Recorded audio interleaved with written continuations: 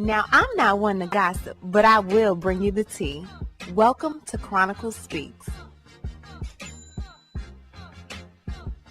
Now, Sean P. Diddy Combs has been behind bars at the Metropolitan Detention Center since September of last year.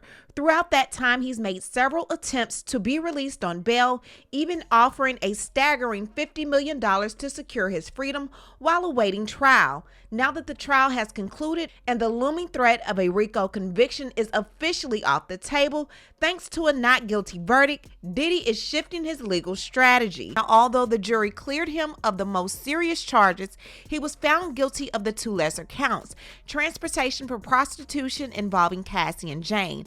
Now, with sentencing scheduled for October 3rd, Diddy and his legal team are once again pushing for his release, this time with a newly proposed bail package they hope the judge will approve. We are going to get into this new bail package and so much more, but before we do, please be sure to subscribe to this channel and hit the bell for notifications so you don't miss out on any news regarding this case and so much more. Now let's get back into it. Now, Diddy was convicted of a crime that triggers mandatory detention. Under the federal law, a person convicted of certain felonies must remain in custody unless the court finds a strong chance the sentencing will not involve prison, or there are exceptional reasons why detention is inappropriate and the defendant is not a danger or a flight risk. So again, we know that Diddy was found guilty of the transportation for prostitution, which is a felony under the Mann Act. Now, what the Mann Act is also known as the White Slavery Act. This is a United States federal law that prohibits the transportation of individuals across state lines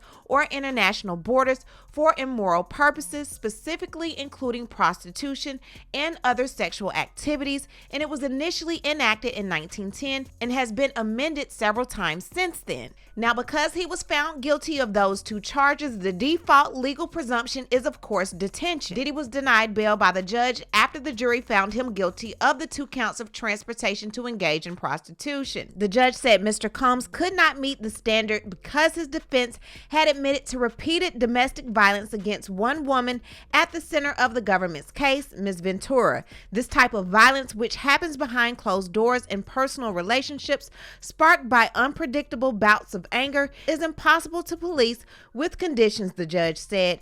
In arguing for his continued detention, the prosecution also highlighted a physical fight with another former girlfriend in 2024 when Mr. Combs knew he was under federal investigation. That woman, who testified under the pseudonym Jane, said his blows left her with bruising and welts. In her motion, Mr. Combs' lawyers acknowledged that incident, but said that Mr. Combs had been provoked by Jane. Now, the court stated that this history could not be ignored and used it to support the idea that Diddy might still pose a danger to the community. So, of course, the judge did deny bail, and Diddy has remained in the MDC in Brooklyn until sentencing October 3rd. However, his team now has filed a new post-trial bail motion, arguing again that this case is exceptional and offering another bail package. Now, this motion tries to distinguish him from traffickers and argues that Diddy is being punished for what essentially amounts to consensual adult behavior. Now, Diddy's team is relying on 18 U.S.C. Section 3145C, which permits a court to release someone awaiting sentencing, even if normally detained, if two things are met. For one, they're not a flight risk or a danger, and for two, exceptional reasons exist showing detention would be inappropriate. So let's speak about the exceptional reasons argument. Diddy's team outlined several reasons why Diddy's case is legally and factually exceptional. For one, the Mann Act of 1910 was created to combat white slave trafficking. Today, it's rarely used to prosecute someone like Diddy, a private individual paying for consensual sex between adults. Secondly, Diddy's long-term relationships with Cassie Ventura and Jane evolved into a swinger lifestyle, according to the defense, and included consensual threesomes and hiring male escorts. Now, the jury found that he did not traffic or coerce these women, and he was not guilty of racketeering, forced labor, or sex trafficking. They also note that Diddy did not profit financially from the business of prostitution, but he was guilty for paying for sex acts that cross state lines, which is also known as the Mann Act. According to the defense, in limited cases of Mann Act convictions from across the country that bear any similarity to Mr. Combs' case, the defendants were released pending sentencing. Second, Mr. Combs' conditions of confinement at the MDC qualify as exceptional circumstances under United States versus Chavez. Diddy's team argues that this John-style conviction, where he wasn't even the one engaging in the sex acts, because remember, Diddy was the one performing with the women that he brought there, but not the sex workers. They're stating that this has never led to pre-sentencing incarceration in U.S. history. So according to Diddy's defense team, the DOJ policy states that these cases shouldn't be prosecuted. The DOJ policy from 1950 through the current Justice Manual explicitly discourages prosecution of non-commercial Mann Act violations. The Mann Act charges are supposed to be reserved for profiters in sex work, i.e. pimps or traffickers. Also, we have exploitation cases involving minors or immigrants, and Diddy did not profit, he did not coerce, and he did not have sex with escorts. Prosecuting him runs counter to 75 years of DOJ guidance. According to Diddy's team, comparable defendants were released. His legal team lists other Mann Act cases. In almost all cases where people were only convicted of hiring escorts, not profiting from it or trafficking, they were released pending sentencing. For example, in U.S. versus Trowbridge, even a retired cop and judge who hired prostitutes who were trafficking victims got probation or short sentences and were released pre-sentencing. They're stating that this Diddy situation is less severe, so he shouldn't be jailed now. They're also stating that the conditions at the MDC are very dangerous. Diddy has been held at the Metropolitan Detention Center in Brooklyn for almost 11 months, and the MDC has uncontrolled violence, frequent lockdowns, delay in medical care, and confirmed outside law enforcement raids, signaling internal safety failures. These conditions were considered exceptional in the United States versus Chavez, where the judge ruled that the MDC confinement alone justified pre-sentencing release. So they're pretty much saying, why did you do it for that case and you're not doing it for Diddy? Diddy's defense emphasizes that he voluntarily surrendered before his arrest. He gave up his passport and paid off his Miami home, offering it as bail collateral, and the jury acquitted him of the serious charges of sex trafficking and RICO. They also brought up the violent incident that happened between Diddy and Jane in June of 2024 and state that the jury rejected the idea that this was coercion.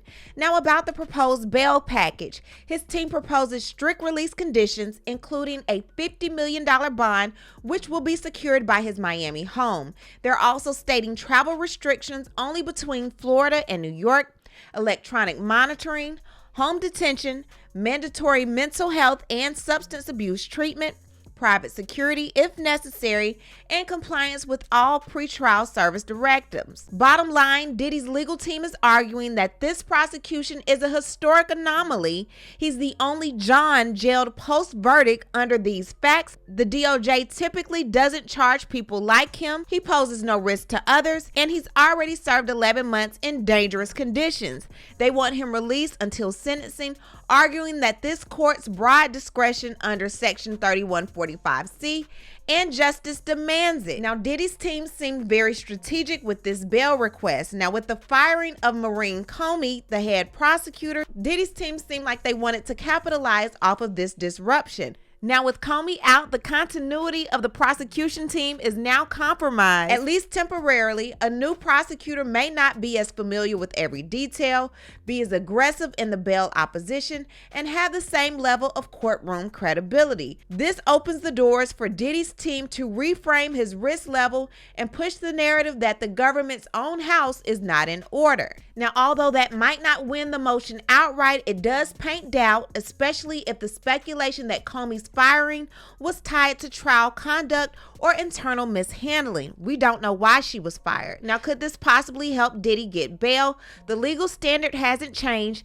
Diddy is a convicted felon awaiting sentencing, but judicial perception matters, and any shakeup like this could soften the court's stance.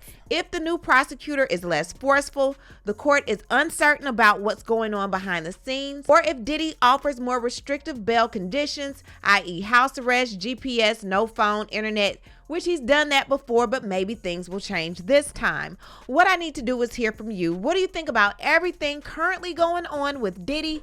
Do you think he will be let out early, or do you think he would be made to wait until October 3rd, 2025? Leave a comment and you know how we do. We'll talk about it down below. Talk to you guys later. Bye. As always, thanks for watching. But before you go, don't forget to subscribe to this channel, like this video, and hit the bell so you don't miss out on any of my new episodes.